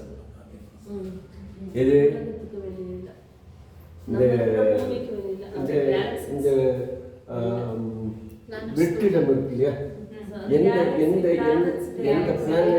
எந்த பிளானட்ஸும் இல்லாத ஒரு இடம் ஆக தாழ்வான பகுதியில் இருக்கும் அப்படிங்கிறது என்னுடைய இது. ஆனால் உயிர்த்தலில் எல்லாரும் உயிர்த்தல் இருப்பாங்க. ஏன்னா அங்கே தான் அப்போ தான் ஞானத்துக்கு வரும். அது ஒரு காமன் பிளாட்ஃபார்ம் இருக்கும். ஸோ இது பெரிய சப்ஜெக்ட். சில வேலைகள் தவறான போதனை கொண்டு போயிடும். அதனால் நான் இத்தோட அதை முடிச்சேன். சரி, இப்போது இவனுடைய வேலைகள் என்னன்னா, ஏற்கனவே படித்தபடி யாரை விழுங்கலாம் என்று இவன் சுற்றி திரிகிறவனாக இருக்கிறான். இவனுடைய வேலை இந்த வெளிப்படுத்த 9:11 அகத்தோன் எப்போலியன் அப்படின்றது வந்து பாட்டம்லெஸ் பிட்டுங்கிறது கிரேக் வேலை. ஆமாம், எபிரேய வார்த்தையும் கிரேக்க வார்த்தையும். இது வசனம் சொன்னீங்க எதுங்க? யாரை விழுங்கலாம் என்று சுற்றி தெரியும். 1 Peter 5:8 ஏற்கனவே சொல்லியிருக்கேன். 1 Peter 5:8 அவன் வந்து யாரை விழுங்கலாம் என்று சுற்றுகிற பல் புடுங்கப்பட்ட சிங்கமாக இருக்கிறான்.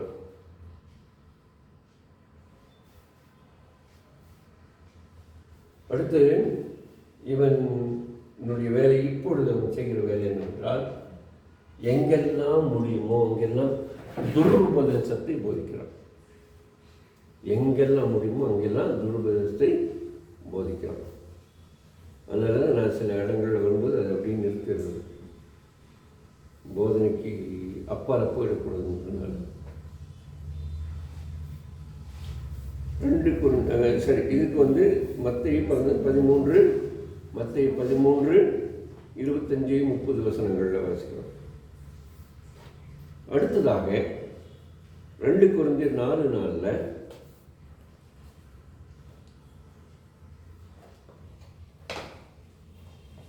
எல்லாருடைய கண்களை குருடாக்குகிறோம்.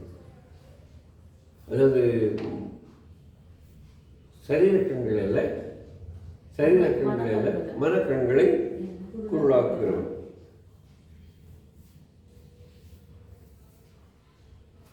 அடுத்து வெளிப்படுத்த 12:10 அவன் நம்முடைய சகோதரர் மீது குற்றம் சாட்டுகிறான்.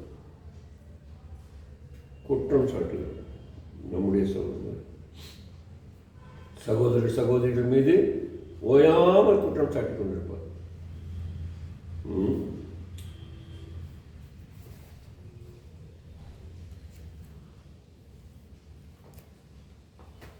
அடுத்து யாரையெல்லாம் கெடுக்கணுமோ அவரை கெடுக்கிறோம். அதாவது பேதுருவுக்கு சொன்னல, பேதுருக்கு சொல்கிறார் ஆண்டவர் வந்து, சாத்தான் என்கிட்ட என்ன கேட்டான், என்கிட்ட உத்தரவு கேட்டான், எதுக்கு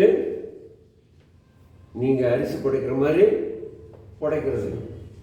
இப்போது நல்லா கவனிங்க, அரிசிக்கு மாத்திரம் வாய் இருந்து, அரிசிக்கு மாத்திரம் வாய் இருந்து, நம்ம அம்மா மாருங்க அந்த இதை அந்த முரத்தில் வச்சு அப்படியே 2 அடி அடித்தாங்கன்னு வச்சிங்க, வலிக்குமா இல்லையா? கதறமா இல்லையா? இப்போது நிறைய பேர் அப்படி தூக்கி எறிவாங்க பார்த்துக்கிட்டீங்களா? சண்டை பண்ணும்போது அப்படியாக இருக்கும். மேலேருந்து தூக்கி போட்டு எப்படி இருக்கும். அப்போது சத்துரு வந்து பேதுருவை அப்படி படைக்கணும்னு பார்த்தோம். அப்படி படைக்கணும்னு பார்த்தோம். அப்போது ஆண்டவர் வந்து நான் உனக்காக வேண்டிக் கொண்டேன். யாருக்கு வேண்டிக் கொண்டாரு? எஸ், சாத்துருவாகி சாத்தானுக்கு வேண்டிக் கொள்ளல, என் ஆடை தொடாதன்னு வேண்டியல. இதாவே பேதுருவை சாத்தான் தொடாதபடி காத்துக்கொள்ளணும்னு வேண்டிக் கொண்டார். என்ன? ஸோ வேண்டிக் கொண்டார் ஆண்டவர். கேடு கொண்டாக்கிறவன் வசனம் சொல்லுங்க. ஏங்க இது சொன்னீங்களா? புடைக்கிறதுக்காக எத்தனாவது இது? ஈயா 1 2 3 4 5ஆவது. 5ஆவது. கேடு கொண்டாக்கிறவன். லூக்கா 22:31.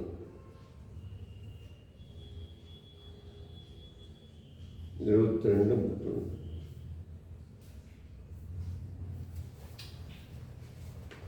சத்ருவுக்கு சாத்தானுக்கு நம்முடைய ஆவியின் மேலும் சரீரத்தின் மேலும் ஆத்மாவின் மேலும் அதிகாரம் செலுத்த வேண்டும் என்று ஆசை உண்டு. அதனால சரீரத்தை பிடித்து வதைப்பான். சரீரத்தை பிடித்து வதைப்பான். சரீரத்தை பிடிச்சோம்னா நம்ம வந்து உடனே சோர்ந்து போயிடுவோம். ஏன்னா இங்கே ஒரு இடத்துல வசனம் அப்படி இது யோகில் படிக்கிறோம். ஒருத்தன் வந்து தோலுக்கு பதிலாக தோலையும் சதைக்கு பதிலாக சதையும்னு.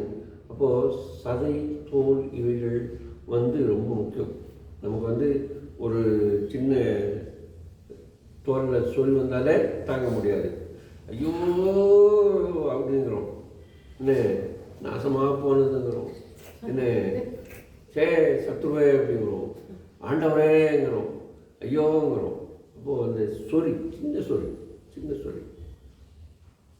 இதே வந்து கேன்சர் மாதிரி வியாதி வந்துச்சுன்னா நம்ம என்ன பண்ணுறோம்? ஐயோ ஆண்டவரே காப்பாற்றுங்க ஆண்டவரே அப்படிங்கிறோம். அப்போது அது மேலே நமக்கு உரிமை எடுக்க விரும்புகிறோம். அதை கெடுக்கிறோம். உரிமை எடுத்து கெடுக்கிறோம். கிறிஸ்துவர்கள் இரத்த கோட்டைக்குள் இருக்கும்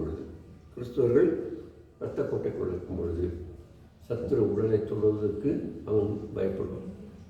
அதனால் முடிஞ்ச அளவுக்கு நம்ம எல்லாரும் இயேசு கிறிஸ்துவின் இரத்த கோட்டைக்குள்ள இருக்க பார்த்துக்கணும். இந்த சாத்தான் வந்து தலைவன்.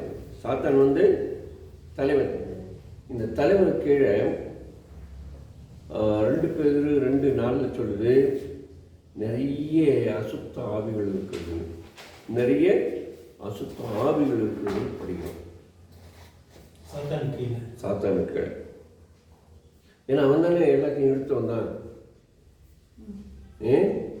தேவதூதன்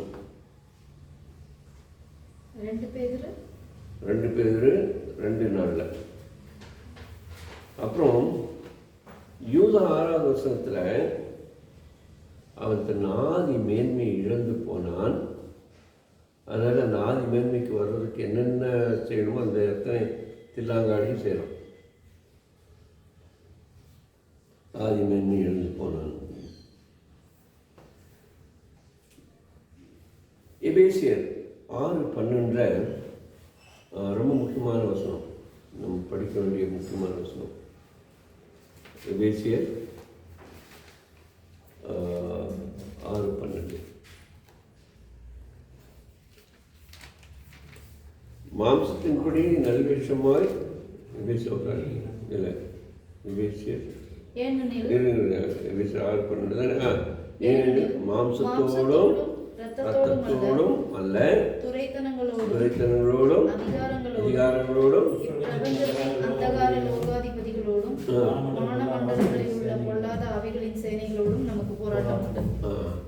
அப்போது நம்மோடு போராடுவதற்காக எதையெல்லாம் தன்னுடைய கட்டுப்பாட்டுக்குள்ள வைத்திருக்கிறான். எதுக்கெல்லாம் கட்டுப்பாட்டுக்குள்ள வைத்திருக்கிறான்? திரும்ப வாசிங்க. அது மாம்சத்தோடும் ஆ. இரத்தத்தோடும் அல்ல ஆ. துரைத்தனங்களோடும் துரைத்தனங்கள், முதல்ல துரைத்தனம். அதிகாரங்களோடும் துரைத்தனங்கிறது திருவிழத்தில் என்ன சொல்லுதுன்னு தெரியல. இங்க இருக்கு ஆ, துரைத்தனம் என்ன சொல்லுதுன்னு தெரியல. படிங்க, கொஞ்சம் விளக்கமாக இருக்கும். துரைத்தனம்னு என்ன நமக்கு தெரியுமா? யாருக்கா தெரியுமா? முந்தினா தெரியும், வெள்ளக்கார காலத்தில் துரை அப்படின்னு தெரியும். அதிகாரம். அதிகாரம். ஆமா, துரைக்கணும். அவர் போஸ்டிங்ல இருக்கார். துரைக்கணும். எபேசியர் 6:12. உங்களுக்கு நம்பிக்கை பூரணம் நிச்சயம் உண்டாகும்படி நீங்கள் யாவரும் முடிவு பரிந்தும் அப்படியே ஜாக்கிரதையை காண்பிக்க ஏனெனில் நான் மனிதர்களோடும் மட்டும் போராடுவதில்லை, ஆட்சி புரிவோம். ஆட்சி புரிவோம். துரைத்தனம்னா ஆட்சி புரிவோம். என்ன இப்போ நம்ம 6:12 ஆட்சி புரிவோர். அதிகாரம் செலுத்துவோம். இருள் நிறைந்த இவ்வுலகின் மீது இப்போ பாருங்களேன், நம்ம கிறிஸ்தவங்களுக்கு மேலே யாருன்னா சட்டம் ஏற்றுறாங்கன்னு பாருங்க. என்ன அதெல்லாம் நமக்கு வந்து சத்ரு அவங்களை ஏறி நமக்கு கொண்டு வருகிற உபத்திரவங்கள், அதிகாரங்கள், ஆட்சி, இதெல்லாமே. ஸோ அந்த பிரின்சிபாலிட்டிஸ், பவர்ஸ், உலக ஆளுநர்கள், அப்புறம் ஆவிக்குரிய சேனை, ஆவிக்குரிய சேனை, ஆவிக்குரிய படை. துரைத்தனம் இல்லை. இந்த இந்த துரைத்தனம்னா அதிகாரத்தில் இருக்கிறவங்க, அப்புறம் ஆட்சி புரிவோர், அப்புறம் உலக ஆளுநர், உலகத்தை ஆளுகிறவர். அப்படிதான் வருமா? உலகத்தை ஆளுகிறவர், அதிகாரம் செலுத்துவார். அப்புறம் கடைசியா இருள் நிறைந்த இவ்வுலகின் மீது ஆற்றல் உடையோர். அதான் ஸ்பிரிச்சுவல் போஸ்ட். என்ன இந்த போஸ்ட்னா ஒரு கூட்டமான இது. வானசேனைகள், அதாவது வானசேனைகள்னா தேவதூதர்கள், தீயாவிகள். வான்வெளியில தான் இருக்கு, வானத்தில் இருக்கிறது இல்லை. இப்போ நம்முடைய ஆண்டவர் வானத்தில் இருக்கிறார், 3வது வானத்தில். வான்வெளிங்கிறது எது? இப்போ 3வது வானம்னா இங்கே இப்போ நம்ம பார்க்குறது மேகமண்டலம். நம்ம பார்க்குறது மேகமண்டலம், இது 1வது வானம். அப்புறம் இந்த இது சூரியன் சந்திரன் இருக்கிறது, அது வானம். ஆமாம்.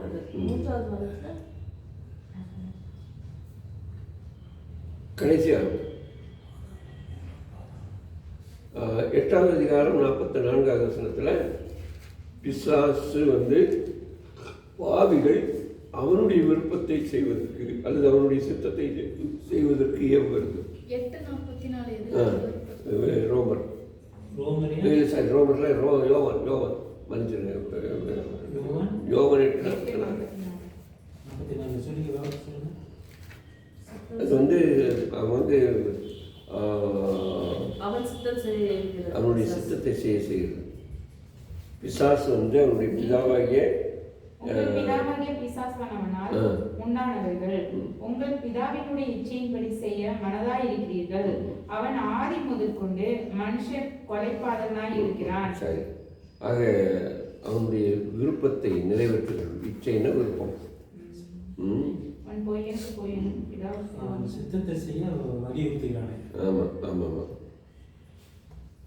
ஸோ பிசாசு சில வேளைகளில் மனிதர்கள் மேல் அதிகாரம் செலுத்தும் போது பேதுரு போல ஆட்கள் இயேசுக்கு தேவனுடைய சித்தத்தை செய்யக்கூடாதபடி இது பண்ணுறாங்க. தெரியுமில்ல? இயேசுவானவர் சிலுவையில் சாக போகிறான்னு சொல்லும்போது தடை சொன்னது யாரு? இயேசு சிலுவையில் சாக பேதுரு. அப்போ ஆண்டவர் சொல்கிறாரு, பேதுரு திட்டுறாரு. அப்போ சத்ரு சாத்தானே அப்பாலே எப்போ சாத்தானே பேதுரை பார்த்து ஏன் அவர் சித்தத்தை அவன் அவன் அவன் அவன் சொன்ன அந்த அந்த அந்த வார்த்தை அவனிடத்துல இருந்து அந்த வார்த்தை இல்லை, சாத்தான் அவனை வந்து சொல்ல சொல்கிறான், மேற்கொள்கிறான். ஸோ அதில் வந்து ஸோ அந்த சாத்தான் இந்த சாத்தான் யோபுவை சோதித்தான். சோதிக்கும்போது ஒருவேளை அவன் தன்னை ஒப்பு கொடுத்திருந்தால் அவன் இயேசுவுக்கு விரோதமாய் பாவம் செய்திருக்க முடியும்.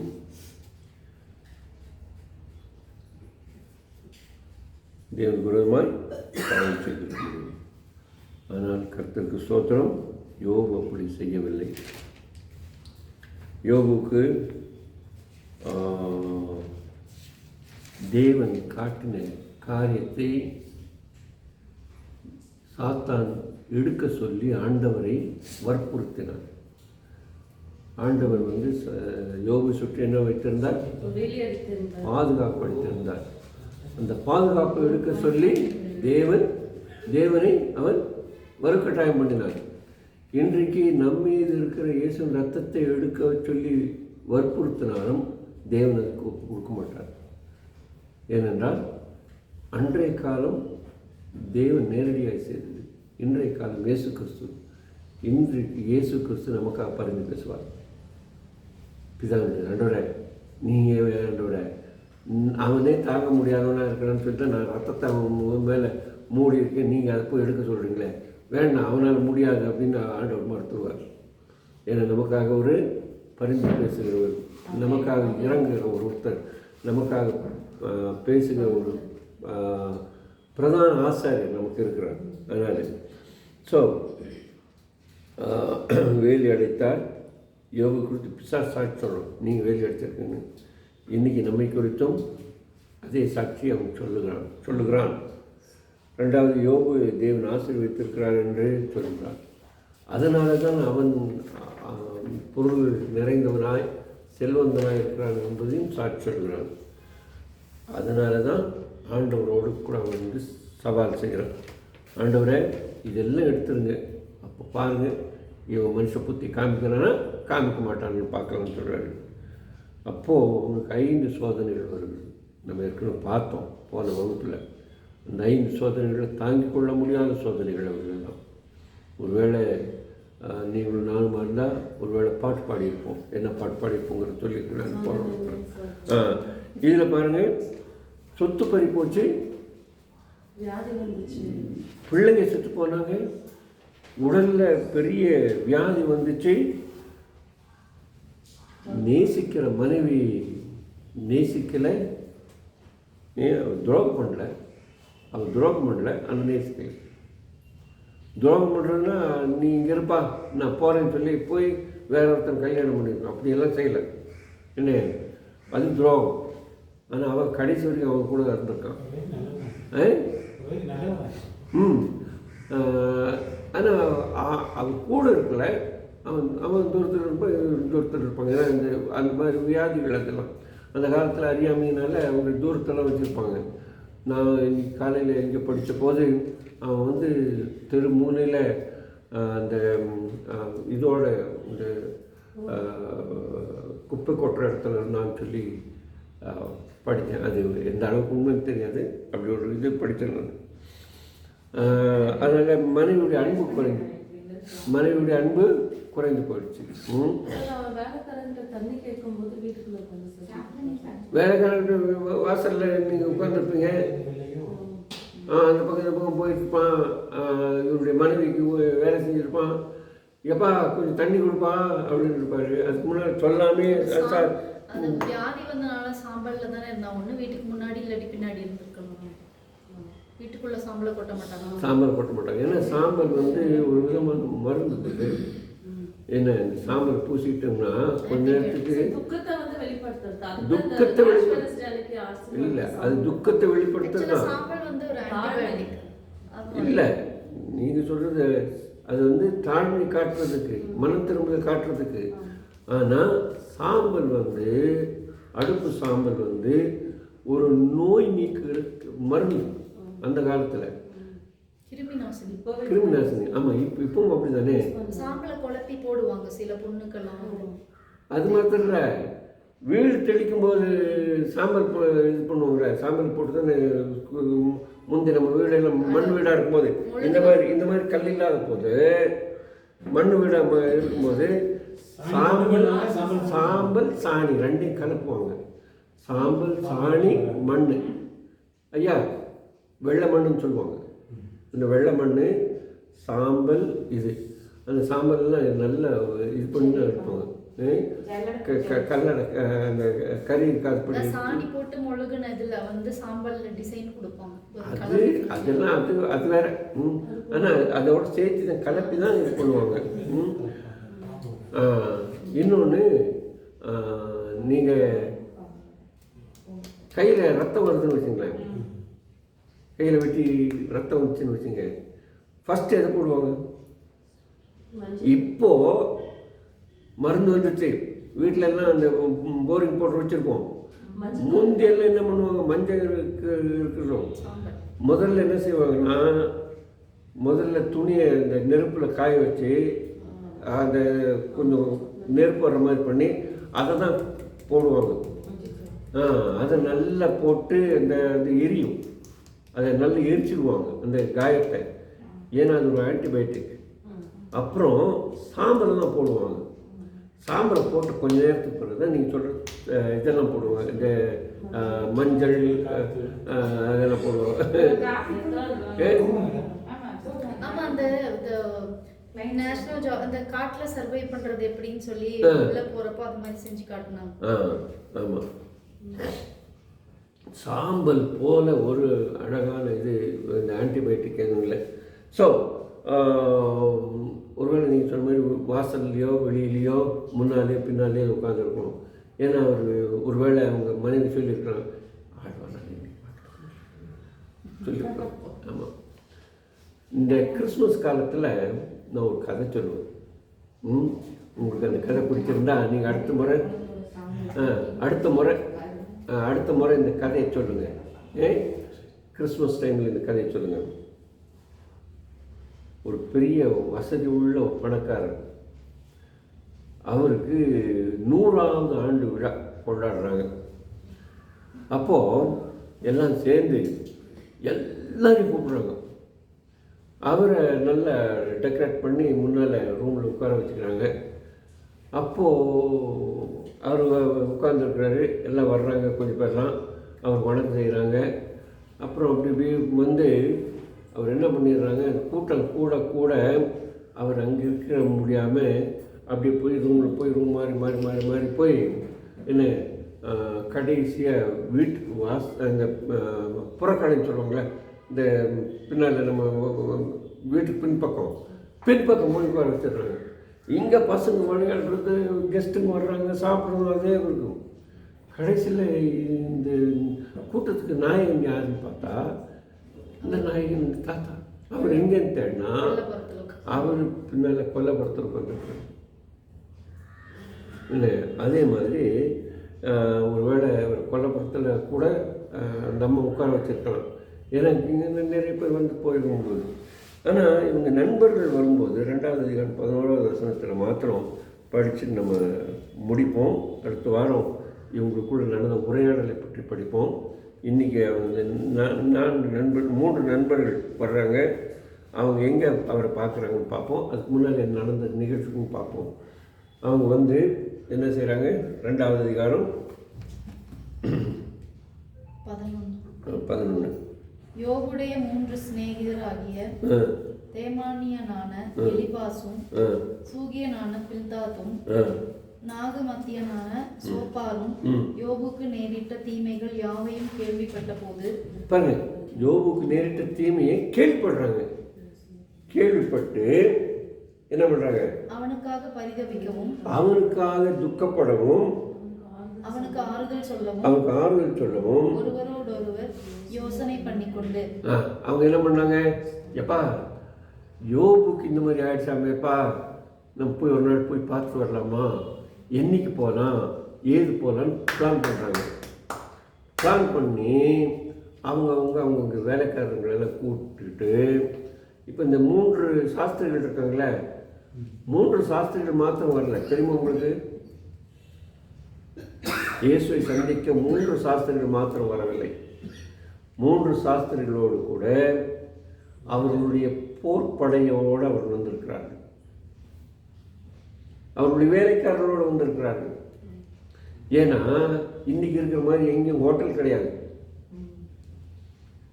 அப்போ சமையல்காரரை கூப்பிட்டு வந்திருப்பாங்க சாஸ்திரிகள். அதே போல இவர்களும் வரும்போது இவர் வேலைக்காரர்களை கூட்டு வந்திருக்கிறார்கள். ஏன்னா இவங்கெல்லாம் நண்பர்கள்னு சொல்லும்போது யோபுக்கு நண்பர்கள் யாராக இருக்க முடியும்? உங்களை மாதிரி மாதிரி ஆட்கள் இருக்க முடியாது. இவர் யாரு? இவர் பில்கேட்ஸு. இவர் யாரு? பில்கேட்ஸு.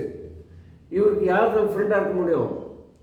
அதானி அம்பானி தான் இருக்க முடியும். அப்போ அதானி அம்பானி வரணும்னா தனி பிள்ளைட்டில் வர்ற மாதிரி அவங்க வந்து என்ன பண்ணியிருப்பாங்க? வேலைக்காரர்கள் கூட்டி வந்துருப்பாங்க, ஒட்டங்க மேலே வந்திருப்பாங்க. ஏன்னா வேலைக்காரர்களோடு வந்திருக்காங்க. அப்போது அவங்க வரும்போது ஒரு பெரிய படையோடு வந்திருக்காங்க. இயேசு கிறிஸ்து சந்திக்க வந்த அவர்களும் என்ன வந்தாங்க?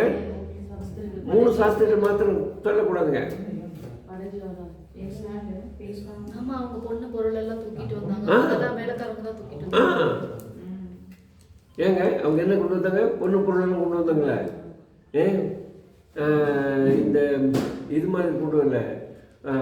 நம்ம பிறந்த குழந்தைக்கு கவர்மெண்ட் கொடுத்த கால் பவுன் கொண்டு வரல. அவங்க இயேசுக்கு எத்தனை பவுன் கொண்டு வந்தாங்கன்னு நமக்கு தெரியாது. எத்தனை கிலோ கொண்டு வந்தாங்கன்னு தெரியாது. வெள்ளைப்போனம் எத்தனை கொண்டு வந்தாங்கன்னு தெரியாது. வெள்ளைப்போனம் அவர் அடக்கம் பண்ணுறது கிடையாதுமா. அவர் ராஜாவாக இருக்கிறதுனால தங்கம் கொண்டு வந்தாங்க. பெட்டி பெட்டியா கொண்டு வந்திருப்பாங்க. அதெல்லாம் வேலைக்காரங்க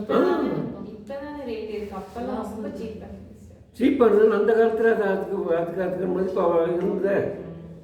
இன்னைக்கு எவ்வளோ விலையோ அதே விலை தான் அன்றைக்கி இருந்தது. இன்றைக்கி என்ன விலை இருக்கோ தங்கத்துக்கு அதே விலை தான் அன்றைக்கி. தங்கத்துக்கு மாத்திரம் இது சொல்லுவாங்களே, தங்கத்தில் ஒரு குறை இருந்தாலும் தரத்தில் அது குறையாது. தரத்தில் குறைவே குறையாது. அதுக்கு மதிப்பு தான். அப்போ அந்த தங்கத்தை கொண்டு வந்த போது நம்ம முதலமைச்சர் போடுற மாதிரி கால் பவுன் போட்டுக்க மாட்டாங்க. என்ன இயேசு இந்த பொருட்களை வைத்து தான் இயேசுவானவர் தன்னுடைய அப்பா அம்மாவோட எகிப்துக்கு போய் கொஞ்ச நாள் இருக்கிறார். 2 வருஷம் இருந்திருக்காரு. அநேகம் 3 வருஷம் இருந்திருக்கிறார். இல்லை நாங்கள் போய் ஜீவிக்கிறதுக்கு முடியாதுல்ல. 2.5 வருஷம். எத்தனை வருஷம் ஜீவிக்க முடியாதுல்ல. ஏன்னா அவர் கார்பெண்டர். அவர் இங்கே வரும்போது ஊர்லேயே அவருக்கு இடம் இல்லை. சத்திரத்தில் படுத்திருந்தார். சத்திரத்தில் கூட அது ஆடு மாடுகளை அடைக்கிற கொட்டாயெல்லாம் இருந்திருக்கு. அப்போ அப்படிப்பட்டவருக்கு இவங்க வந்து என்ன பண்ணுறாங்க? காணி கொடுக்குறாங்க. அதனால தான் அவங்க எருசலேமுக்கு போக முடியும். எருசலேமில் அவங்க பொருளெல்லாம் பாதுகாக்க முடியுது. ரைட். இப்போது இவங்க நண்பர்கள் யார்? நான் சொன்னேன் தனிப்பட்டவர்கள் கிடையாது, நல்ல வசதி உள்ளவங்க. அதனால் அவங்க வேலைக்காரர்களோடு வந்திருக்காங்க. ஸோ அவங்க எல்லாம் வர்றாங்க. வந்து எங்கே வர்றாங்க? படிங்கம்மா. அவரவர் தங்கள் ஸ்தலங்களில் இருந்து வந்தார்கள். அவங்கவுங்க ஒவ்வொரு இடத்துல இருக்காங்க. ஒருத்தர் ஊட்டியில் இருந்திருக்கலாம், ஒருத்தர் மைசூரில் இருந்திருக்கலாம், ஒருத்தர் வந்து கேலிக்கட்டில் இருந்திருக்கலாம். தகவலை சொல்லி எல்லாம் கூடலுக்கு போகிறாங்க. கேலிக்கட்டிலேருந்து, ஊட்டியிலேருந்து, மைசூர்லேருந்து கூடலுக்கு போகிறாங்க. எங்கே ஒரு இடத்துல மீட் பண்ணி வர்றாங்க. மீட் பண்ணி வரும்போது நம்ம அப்படி எடுத்துக்கிறோம். அவங்கவுங்க இடம் அவங்க வேறு வேறு ஊரில் இருந்தாங்க. வரும்போது அவர்கள் தூரத்தில் வருகையில் தங்கள் கண்களை ஏறெடுத்து பார்த்தபோது அவரை உருத்தெரியாமல் சத்தமிட்டு அழுது அப்போ அதுக்கு முன்னால அவர் எப்படி அழகா இருந்திருப்பார், மகாராஜா மாதிரி இருந்திருப்பார். மைசூர் மகாராஜன் சொல்லுவாங்க சார், யாராவது மகாராஜா மாதிரி இருந்திருப்பார். ரொம்ப அழகா, ரொம்ப அழகா. ஏன்னா வேலை வெட்டி செய்தாதானே அது மழை படும், வெயில் படும், கருத்து போவாங்க எல்லாரும். அதெல்லாம் இல்லை, நல்லா அழகாக இருந்திருக்கு. நல்ல துணியெல்லாம் உடுத்திருப்பார். என்ன இப்போ அவர் வந்து உருத்தறியாம போனதுக்காக வீட்டுக்கு ஃப்ரண்ட்ல தான் உட்கார வச்சிருப்பாங்க. ஒருவேளை வீட்டில் வரும்போதே பார்த்துட்டாங்க.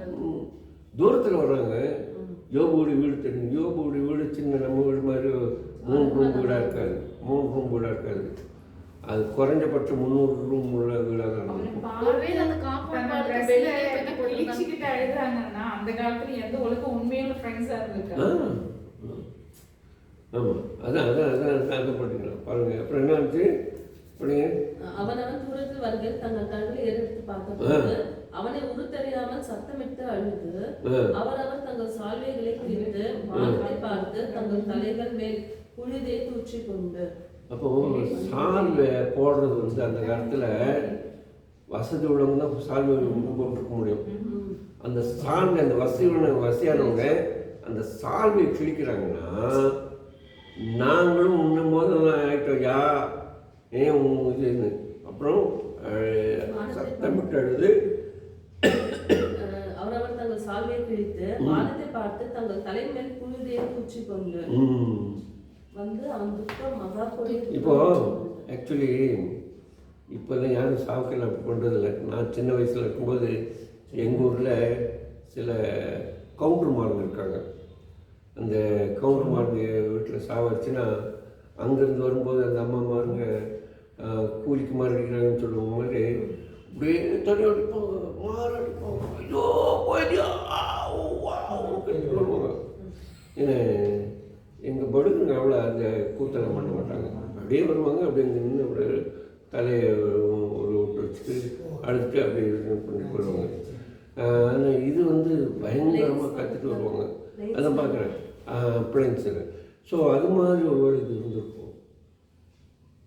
இது அந்த இந்த மாதிரி ஒரு நீர் வந்திருக்கும். முடிச்சிடலாம். அப்போது கிழித்து தலையில் தூற்றி கொண்டு இதெல்லாம் நான் படிக்கும்போது நான் அந்த நிகழ்வுலாம் பார்க்குறேன்.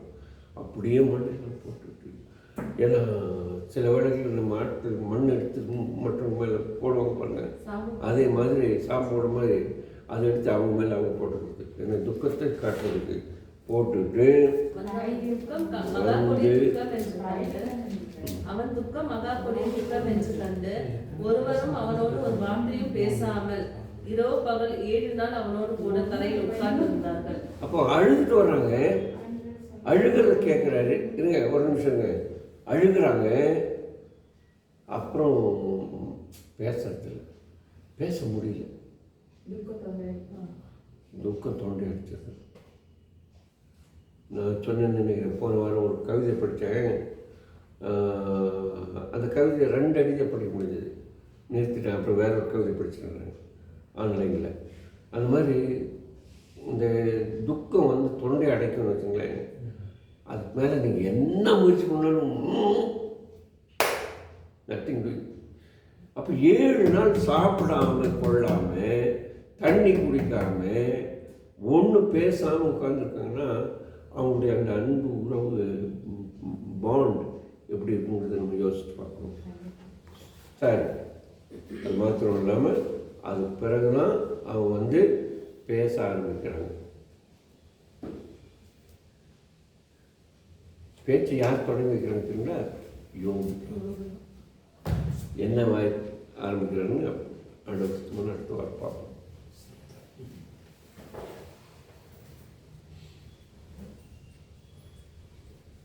ஸோ இன்னைக்கு கிளாஸ் பற்றி ஒரு இதை கொடுங்க, நம்ம மடங்கு முடிச்சுக்கோம்.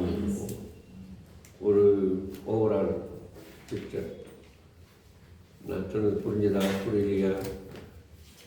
ஏன்னா நான் ரொம்ப ஞானமாக பேசிட்டுருக்கேன். ஏன்னா சில நேரம் பேசும்போது தவறான போதை கூட போயிடும்.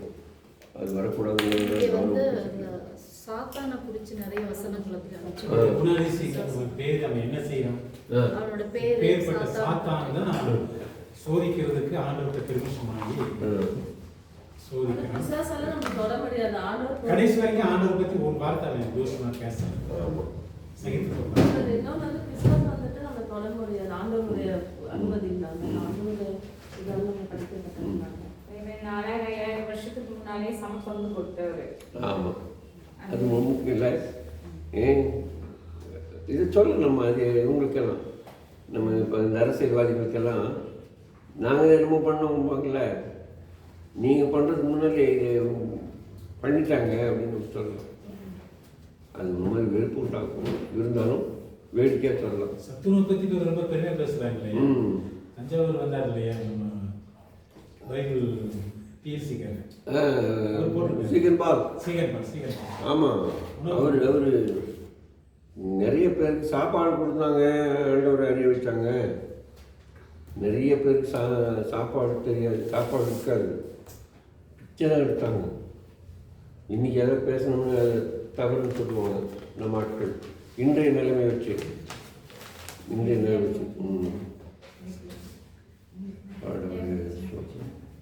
சரி, யாராவது ஒருத்தர் ஜாம் பண்ணுங்கிறேன்.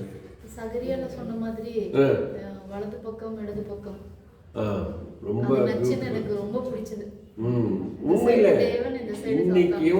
இன்னைக்கும் சொல்லுங்க, எல்லாரும் சொல்லுங்க, இன்னைக்கும் ஆண்டவர் எனக்கு வலது பக்கத்துல ஒரு தேவதூதன் நிறுத்திருக்கிறார், என் இடது பக்கத்திலே ஒரு தேவதூதன் நிறுத்திருக்கிறார், என் முன்னாலே ஒரு தேவதூதனை வைத்திருக்கிறார், என் பின்னாலே ஒரு தேவதூதனை வைத்திருக்கிறார். என்னை அவர் தாங்குகிறார். அதனால் என் கால் வழிவிடாதபடி கால் அடியில் ஒருத்தரை வச்சிருக்கிறாரு. என் தலை மேலே ஒன்றும் வராதபடி தலையை காக்கிறதுக்கு வச்சிருக்கிறாரு. உண்மையில் நீங்களும் நானும் ஒரு பெட்டிக்குள்ள இருக்கோங்க.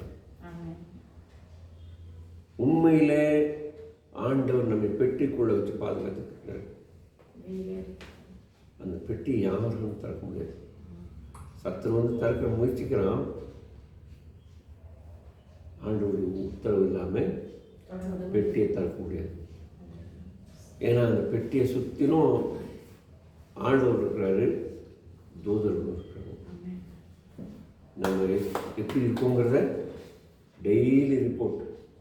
அது நிமிஷத்துக்கு நிமிஷம் போகுது, நொடிக்கு நொடி போகுது.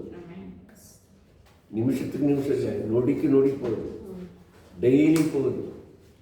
நம்மை போல பாக்கியவான்கள் யாருமே இல்லை. சோத்திரம். ஐயா வாங்க, ஆஃப் பண்ணுங்க, ஜாம் பண்ணுங்க. யாராவது